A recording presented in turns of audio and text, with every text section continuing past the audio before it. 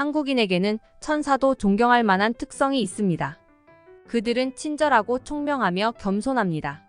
서울 고속터미널에서 강릉으로 향하는 버스 안. 한 외국인 아기의 울음소리가 출발과 동시에 정적을 깨뜨립니다.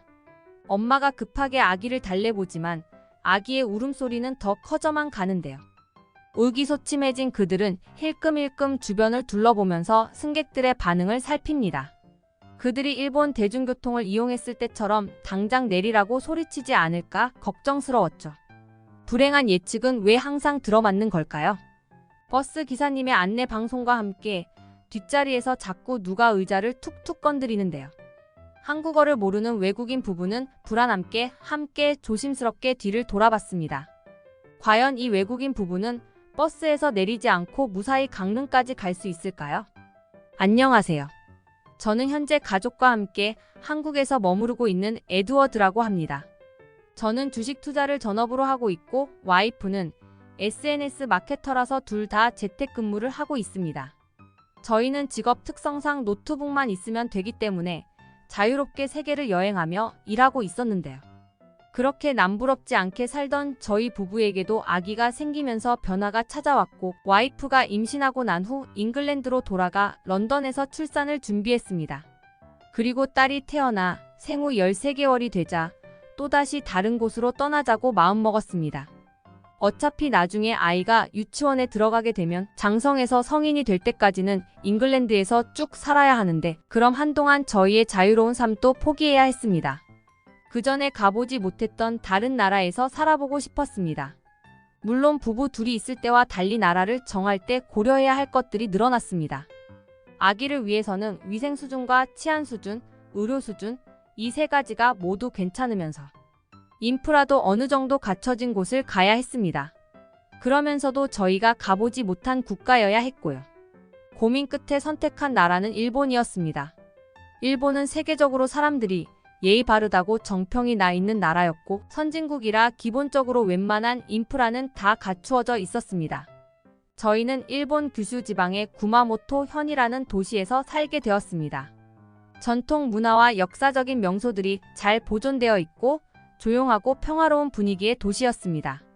이것만 들으시면 무척 살만하다고 여기실 겁니다. 네, 저희도 그런 줄 알았어요. 일본은 아날로그의 나라였습니다. 그래서일까요? 뭘 하든 너무 느리고 옛날 방식을 고수하려고 했습니다.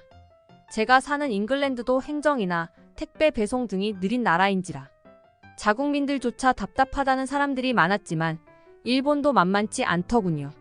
일본의 외국인 등록증인 재료카드와 관련해서 정말 간단한 민원 업무를 보려고 구약소라는 일본 주민센터에 간 적이 있었는데 아침에 갔다가 점심도 거르고 오후에 나왔을 때 정말 기가 막혔던 기억이 납니다. 그 외에도 음식점이든 옷가게든 현금을 요구하는 경우가 많아 항상 동전 지갑을 가지고 다녀야 했고 통장에서 돈을 빼서 써야 했으니 ATM 수수료도 나갔죠.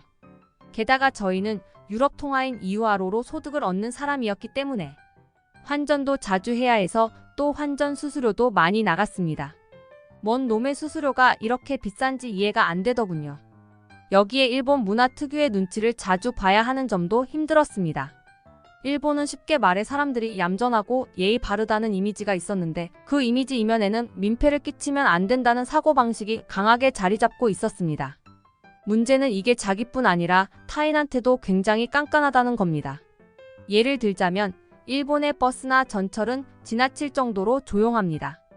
만약 전화라도 울린다 치면 사람들이 모두 무시무시한 얼굴로 그 사람을 째려보죠. 저도 급한 연락이 와 어쩔 수 없이 작은 목소리로 아주 조심스럽게 통화를 한 적 있었는데 중년의 아주머니께서 매서운 눈으로 저를 째려봐 식은땀이 흐르더군요. 물론 공공장소에서 큰 소리로 떠들면 안 되겠지만 부득이한 상황은 이해해주면 참 좋을 텐데 매정하게도 그런 부분에서 배려가 없더군요. 제가 일본에 살면서 가장 슬펐던 일이 아기의 울음소리 때문에 기차에서 쫓겨난 일이었습니다. 주말 여행을 다녀올 예정이었던 저희 가족은 기차에 오를 때만 해도 설레는 기분이었습니다. 아기가 어렸으니 먼 곳을 다니면서 여러 곳을 구경하지는 못해도 료칸 같은 곳에서 머물며 온천 여행 정도는 즐길 수 있을 것 같았죠. 하지만 딸이 갑자기 중간에 울음을 터뜨리자 일제히 사람들이 저희를 싸늘한 눈빛으로 쳐다보고 있었습니다. 대놓고 짜증을 부리거나 호통을 치는 건 아니었지만 아무 말 없이 노려보는 게 더 무서웠습니다. 저와 와이프는 어떻게든 딸을 달래보려고 애썼지만 아기는 절대 울음을 그치지 않았습니다. 우리 부부는 좌석칸을 나와 아이를 20분 가까이 달랬고 마침내 딸이 울음을 멈췄습니다. 안도의 한숨을 쉬는 그때 철도 승무원이 조용히 다가왔습니다. 저희 승객 중 몇 분이 외국인 아기 울음소리 때문에 항의하셨어요. 죄송하지만 5분 뒤 정차하는 역에서 내려주셨으면 합니다. 저희는 깜짝 놀라면서 이제 아이가 그쳤다고 열심히 해명했지만 승무원은 죄송하다는 말만 반복하며 내릴 것을 요구했습니다. 결국 저희는 다음 역에서 내릴 수밖에 없었습니다. 기가 막혔습니다. 아무리 아기가 울었다고는 하지만 이게 이렇게 내칠 일인가요? 저희는 자리에 있으면 사람들 눈치가 보일까봐 좌석칸을 나와서 달랬는데 그것조차도 고깝게 보고 노려보는 사람이 있더니 기어이 승무원에게 클레임을 건 모양이었습니다. 결국 저희는 택시에 1만엔, 그러니까 한국 돈으로 약 9만 원 이상의 돈을 지불하고 겨우 여행지에 도착했습니다. 저희는 그 뒤로 일본 지역 여행은 꿈도 꾸지 못했고 지낸 지 고작 한 달 정도 되자 너무 불편해서 더는 못 있겠다는 생각이 들었습니다. 저희는 예전에 살았던 홍콩으로 떠날 생각이었습니다.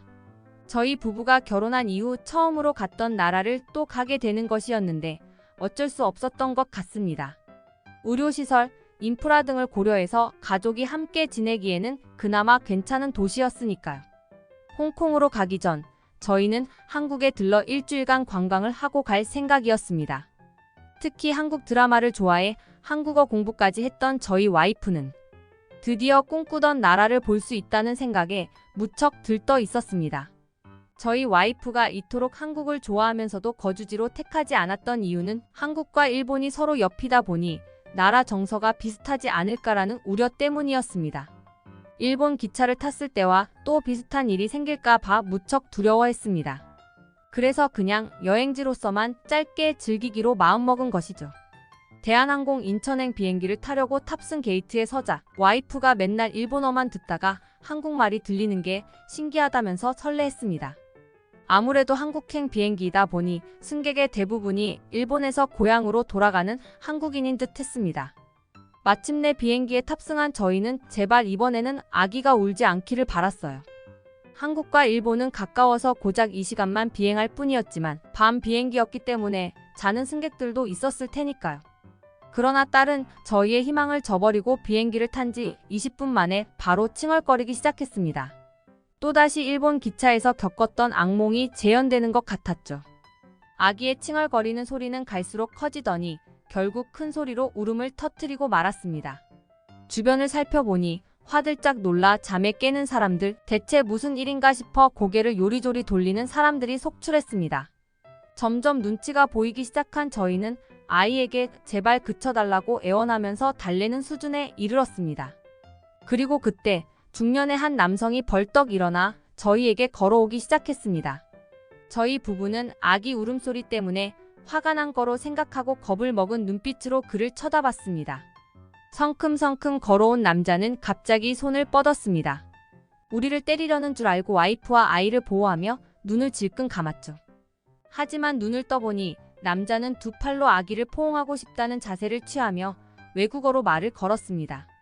이를 옆에서 듣고 있던 와이프는 저 한국인이 아기를 달래주고 싶어 한다고 안아봐도 되겠느냐고 물어보는 거라고 했습니다. 평소 같으면 모르는 사람한테 절대 아기와의 신체 접촉을 허용하지 않았겠지만 아기가 우는 정신없는 상황이었기 때문에 저희는 얼떨결에 아기를 아저씨에게 안겨주었습니다. 이 한국인 아저씨는 굉장히 능숙한 손길로 아기를 안고 달랬습니다. 남자가 인형으로 놀아주며 아이를 달래자 아기는 점점 울음을 그치기 시작했습니다. 달랜 아기를 다시 저희에게 넘기려고 했지만 저희 딸이 아저씨에게 꼭 붙어 떨어지지 않으려고 했습니다. 제가 억지로 떼내려고 했으나 다시 울기 시작했죠. 아저씨는 결국 다시 저희 아기를 안았습니다. 그때 아저씨의 아내로 보이는 여성분께서 벌떡 일어나 저희 쪽으로 걸어왔습니다. 그녀는 아저씨에게 말을 걸더니 자기가 안겠다는 듯 손을 뻗었습니다. 그리고 잠시 저희 쪽으로 고개를 돌리면서 영어로 괜찮으시죠라고 물었죠. 아마도 아저씨가 힘드신 것 같아 도와주려는 듯 했습니다. 저희가 고개를 끄덕이며 승낙하자 여성은 아이에게 떡뻥이라는 한국의 쌀과자를 주고 능숙한 손길로 아이를 안으며 한국어로 자장가를 불렀습니다. 그녀는 작은 소리로 자장가를 부르고 있었지만 작은 소리에도 예민하던 일본인들을 생각하면 한국인 승객들도 똑같지 않을까 싶어 걱정되어 주변을 둘러보았습니다. 그러나 놀랍게도 그들은 이어폰을 착용하고 영화를 보거나 귀마개를 착용하고 잠드는 등 본인 할 일에 집중했고 어떤 분들은 아기가 점점 잠드는 모습을 보며 미소를 짓고 있기까지 했습니다. 저희를 째려보는 사람은 아무도 없었죠. 마침내 아기가 완전히 잠이 들자 그녀는 저희에게 아기를 다시 안겨주었습니다. 우리는 그녀에게 감사하다고 말했습니다. 이렇게 한국인 부부의 도움, 그리고 나머지 승객들이 저희를 배려해준 덕분에 무사히 한국에 도착할 수 있었죠. 정말 감사하게도 저희는 선물도 받았는데요. 도착하기 15분 전, 아까 그 남성분께서 저희에게 다가와 선물이라며 인형을 하나 건넸습니다. 포장이 되어 있는 걸 보니 분명 누군가에게 선물하기 위해 기념품으로 사오신 것 같았기에 그런 선물을 저희가 받을 수 없다며 거절했죠. 그 남자는 한국에 방문한 걸 환영하는 선물이라며 계속 저희에게 건넸기 때문에 더 이상 거절하기가 힘들었습니다. 감사하는 마음으로 선물을 받고 포장을 풀자마자 아이가 인형을 끌어안았습니다. 딸 아이가 마음에 들어하는 모습을 보며 한국 남자는 흐뭇한 표정을 지으셨습니다. 그렇게 인천에 도착한 날부터 그 인형은 아이에게 애착 인형이 되어 떨어진 적이 없답니다. SNS에서 저희가 한국에 온다는 소식을 들은 친구가 고맙게도 인천공항에 마중 나와 있었습니다. 처음에 말씀드렸듯이 제 와이프는 SNS 마케터라서 세계 각국에 인맥이 많습니다. 저희는 서로의 SNS로 일상을 보며 몇 년간 메시지를 주고받은 사이라서 첫 만남부터 친근했어요. 일본에서 갑자기 넘어온 저희의 사정을 듣고는 괜찮은 숙소를 예약해주고 픽업까지 와준 것이었죠. 비행기에서도 느꼈지만 한국인들은 원래 이렇게 외국인들에게 친절한가요? 호텔에서 계속 지내기엔 숙박비가 부담됐는데 외국인 전용 숙소까지 알아봐주고 너무 감동했습니다. 동료는 서울은 언제든 구경할 수 있고 외국인들도 너무 많아서 여행 온 기분이 들지 않을 거라고 했습니다. 거리가 좀 멀긴 하지만 서울 사람들도 여행 코스로 자주 간다는 강릉을 추천해 주더군요. 그렇게 다음날 아침 동료가 고속버스 터미널까지 또 데려다 줘서 편하게 이동할 수 있었어요. 그때까지는 말이죠. 한국의 버스는 잉글랜드 버스랑은 다르게 굉장히 좌석도 넓고 편했습니다. 하지만 자리가 편하면 뭐합니까? 마음이 매우 불편한데 말이죠. 저희 딸이 또 출발과 동시에 울기 시작했거든요. 일본 기차에서 쫓겨난 경험으로 인해 한국인들도 똑같으면 어쩌나 불안했습니다. 비행기는 하늘에서 멈출 수가 없었지만 버스는 언제라도 중간에 멈출 수 있으니까요. 터미널 앞은 차도 많이 막혀서 하필 차가 멈춰 있던 그때였습니다. 버스 기사님이 안내 방송에서 한국말로 10초가량 뭐라고 하시더군요. 그 목소리가 굉장히 무뚝뚝하고 감정이 없는 말투로 들렸기에 저희에게 조용히 하라고 하는 기분이 들었죠. 아이는 안내 방송 소리를 듣고 놀랐는지 울음이 더 커졌습니다. 그때 뒤에서 누군가 제 의자를 툭툭 건드렸습니다. 솔직히 기분이 좋지는 않았지만 일단 쏘리라고 했습니다. 제가 영어를 쓰는 걸 듣고는 주변 사람들이 수군거리는 게 느껴졌습니다. 그때 버스 기사님께서 한 번 더 방송을 하셨고 이전보다 굉장히 부드러운 말투셨습니다. 무슨 방송인지 굉장히 궁금했지만 저희는 알아들을 수가 없어서 답답했죠. 그때 뒤에 있던 승객이 또 의자를 툭툭 건드리는 게 아니겠어요? 아이가 울 수도 있는 거 아닌가?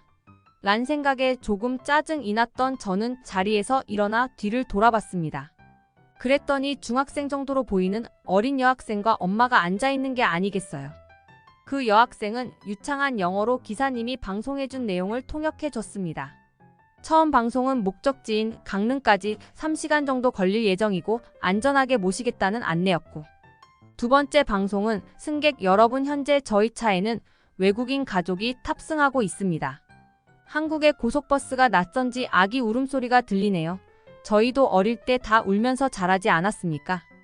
외국인 가족이 눈치를 보지 않고 한국에서 좋은 추억을 간직할 수 있도록 승객 여러분의 따뜻한 배려 부탁드리겠습니다. 라고 하셨다네요. 여학생에게 그 얘기를 들은 저희 부부는 너무 감동해서 눈물을 흘리기 시작했습니다. 여학생은 의자를 툭툭 친 게 조용히 하라는 뜻이 아니라 저희 딸이 너무 귀여워서 몇 개월인지 이름은 뭔지 물어보려 한 거라더군요. 외국어도 잘하고 마음도 착한 한국 여학생을 보면서 저희 딸도 저렇게 바르게 자랐으면 좋겠다는 생각까지 들더군요. 비행기에서도 버스에서도 한국인들에게 받기만 하는 것 같아서 저희는 중간에 횡성 휴게소에 들렸을 때 기사님과 여학생에게 줄 작은 선물을 샀습니다. 한국인들에게는 익숙할 수도 있는 간식이겠지만 저희의 마음을 표현할 방법이 이것밖에는 생각이 나지 않았거든요. 그렇게 마음까지 따뜻했던 강릉 여행을 다녀와서 저희 부부는 한 가지 결정을 내렸습니다. 홍콩이 아닌 한국에서 단기간 살아보기로 결심한 것이죠. 잠깐이지만 아이와 함께 여행한 한국은 일본과는 확연하게 다른 걸 느꼈기 때문이죠. 한국 사람들은 큰 소리로 통화하지 않는 이상 작은 말소리 정도는 대중교통을 이용해도 그다지 예민하지 않았고 아기가 신이 나 시끄럽게 소리쳐도 째려보기보다는 사랑스럽다는 듯이 쳐다보는 어르신들도 많았어요. 저희는 이런 나라라면 아이를 키워도 좋지 않을까 싶었어요. 일단 한국은 90일 동안 무비자 입국이 가능한 나라이기 때문에 석 달 동안 살아본 뒤 런던으로 돌아가 최종 결정을 내릴 예정입니다.